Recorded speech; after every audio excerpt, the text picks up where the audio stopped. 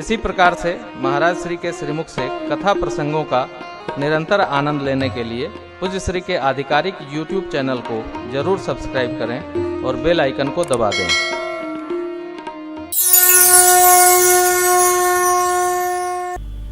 कल प्रथम दिवस हमने आपने श्री राम कथा महिमा का स्मरण किया और जिस निमित्त यह कथा संकल्पित है, थोड़ा उसके सानिध्य में उसके मंगल भाव को संपन्न करने के लिए मैंने प्रसंग वही स्पर्श किया है। महर्षि विश्वामित्र जी सिद्धाश्रम बक्सर में यज्ञ कर रहे हैं।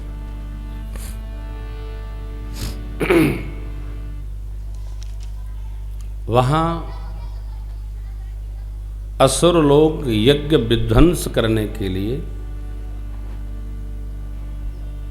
रावण की तरफ से भेजे गए। क्यों?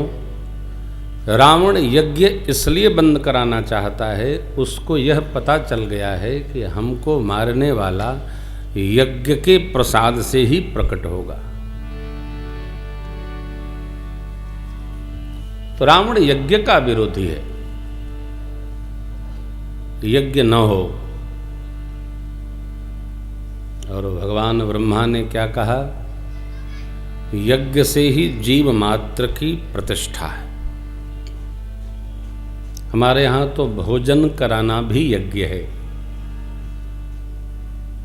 अतिथि यज्ञ।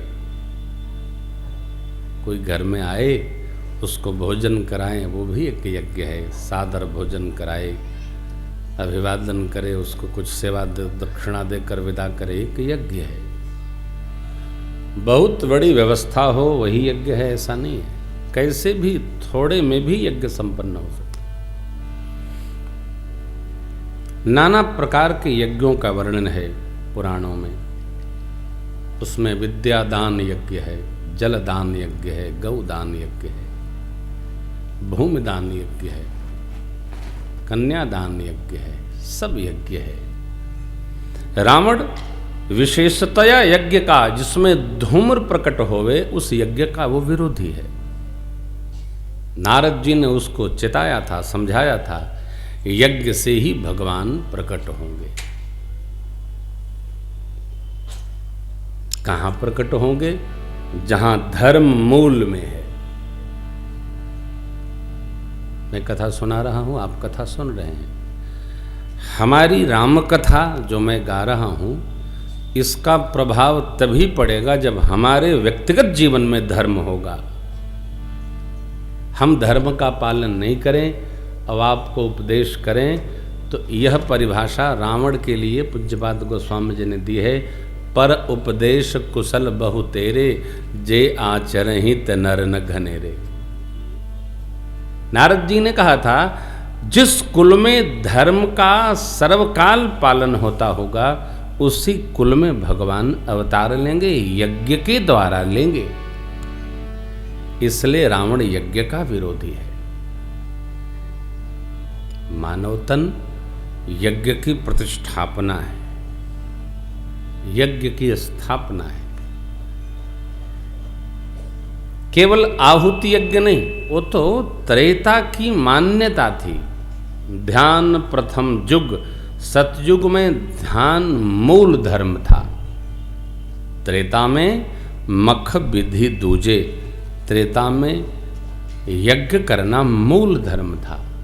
द्वापर परितो शत प्रभु पूजे, भगवान श्रीहरि की, कन्हैया की पूजा, ये द्वापर का मूल यज्ञ था।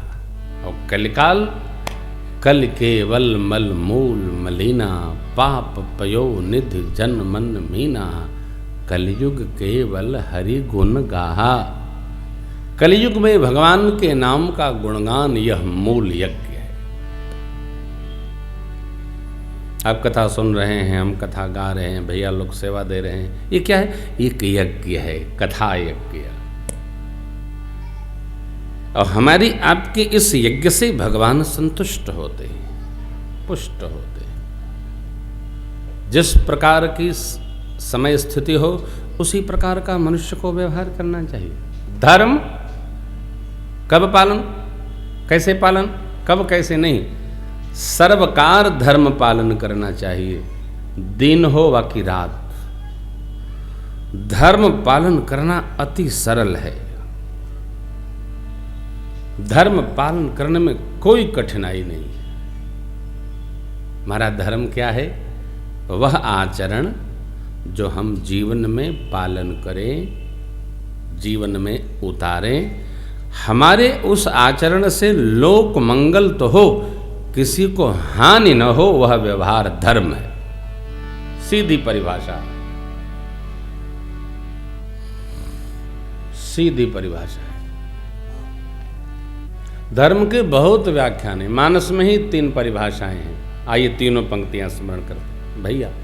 धर्म न दोसर सत्य समाना, धर्म न दोसर सत्य समाना, आगम निगम पुराण बखाना, आगम निगम पुराण बखाना, आगम निगम पुराण बखाना, आगम निगम।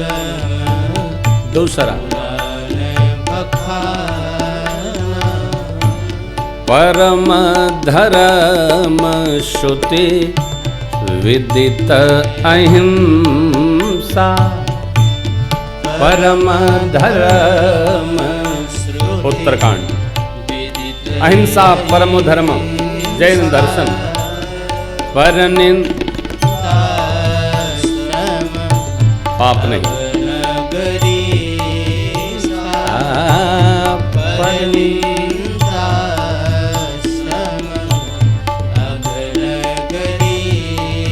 प्रभु कहते हैं परहित सरीस धर्म नहीं भाई, परहित सरीस धर्म नहीं भाई, पर पीड़ा सम नहीं अधमाई, पर पीड़ा सम नहीं अधमाई, पर पीड़ा सम नहीं अधमाई, पर पीड़ा सम नहीं अधमाई।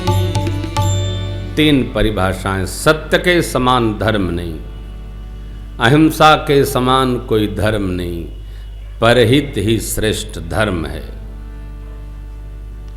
3 परिभाषाएं मानस में हैं। और कौन कह रहा है, इसकी बड़ी प्रामाणिकता है। देखिए, बात कोई भी हो, किसने कही, इसका बड़ा महत्व है। कोई किसी के बारे में कुछ बोलता हो तो लोग पूछते हैं कौन कहा है, अमुक कहें, हाँ भाई तो सत्य हो सकता है, क्योंकि वो असत्य बोलते ही नहीं, सत्य बोल रहे होंगे, वो असत्य नहीं बोल सकते। हम तीनों में से एक का पालन कर ले, सत्य पालन हो जाए, रघुनाथ जी की कृपा, अहिंसा पालन हो, परम श्रेष्ठत्व, परहित का हम वर्ण करें, हमसे बड़ा सौभाग्यशाली नहीं। देखें हम किस धर्म का पालन कर पाते, करना चाहिए। आप कहें महाराज घर में कौन सा धर्म पालन करें, अहिंसा परम धर्म है, हमारी जिह्वा से ऐसा कुछ न निकले कि महाभारत होए, हम घर में किसी को त्रास न दें, क्या त्रास न दें, अन्यथा मैं आपको सब उदाहरण समझाऊंगा। विषय वस्तु है धर्म। एक वाक्य के बोलने पर भी हम हिंसा के साथ खड़े हो जाते हैं। किसी की प्रशंसा न करके अन्यथा उसकी निंदा करना, ये भी हिंसा है, ये अधर्म है।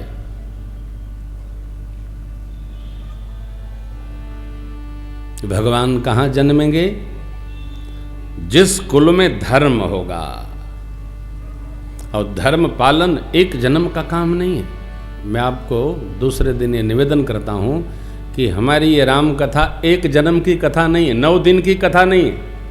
हम तो पिछले कई जन्मों से गाते आ रहे हैं, ये लोग बजाते आ रहे हैं, और हम लोग जन्म जन्म गाते रहेंगे, बजाते रहेंगे और आप लोगों को सुनाते रहेंगे। ये हमारी निष्ठा है। एक जन्म का हम व्यवहार नहीं करते। भगवान से तो जन्म जन्म का साथ है हमारा तुम्हारा राघव, एक जन्म का साथ नहीं है। भगवान से राम कथा में जितने लोग मिले, कोई जीना नहीं चाहता, सब जाना चाहते हैं। बाली जाना चाहते हैं, जटायु जी जाना चाहते हैं, शबरी अम्बा जाना चाहती हैं, कौन रहना चाहता है? अरे और तो और रावण भी जाना चाहता था। गरजे मरत घोर रब भारी, कहा राम रन हते उपचारी। राम को ललकार कर मारूंगा, दिखा भर दो। और तासु तेज समान प्रभु आनन, हर्षे देख शंभु चतुरानन। कुंभकर्ण तासु तेज प्रभु बदन समाना, सुर मुनि सकल अचंबित जाना। सब अचंबित हो गए। क्यों? सबकी गति परमात्मा में है। परिवार संसार व्यवहार सबको संभालते हुए अपना जीवन कैसा हो? धर्ममय हो। हम में विवेक जागे, हम धर्म को न भूलें। हमारे आपके साथ केवल धर्म रहेगा, अधर्म नहीं रहेगा। हमारे द्वारा येन केन प्रकारेण उपार्जित धन का भोग पूरा परिवार गांव नगर भोगेगा, परंतु उसके कर्म फल की सजा इस शरीर को ही प्राप्त होगी। तब ये नहीं रहेगा, इसका सूक्ष्म शरीर होता है। इसलिए बारंबार मैं कथाओं में कहता हूं, धर्म का आश्रय करो। भगवान धर्म के यहां अवतार लेते हैं, जिसके कुल में धर्म है, जिसके जीवन में धर्म है।